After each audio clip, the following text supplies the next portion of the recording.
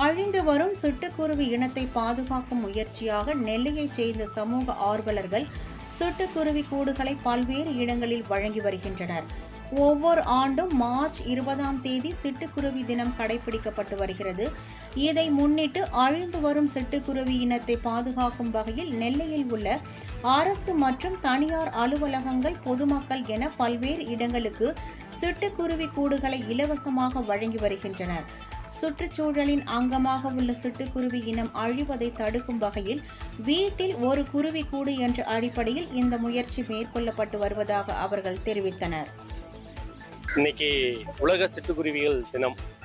அதை முன்னிட்டு சிட்டுக்குருவிகளை வாழ வைக்கவும் இயற்கையை பாதுகாக்கவும் ஒரு சிறிய முயற்சியாக மரக்கட்டைகளான கூண்டு அதுக்கு தயார் செய்து பொது இடங்களில் பள்ளிக்கூடம், ஆஸ்பத்திரி, அப்புறம் கோயில்கள் இது மாதிரி பொது இடங்களில் வைக்கலான்னு சொல்லி முடிவெடுத்தது முதல் முறையாக பத்திரிகை மன்றத்தில் இருந்து வச்சு ஸ்டார்ட் பண்ணுறோம்.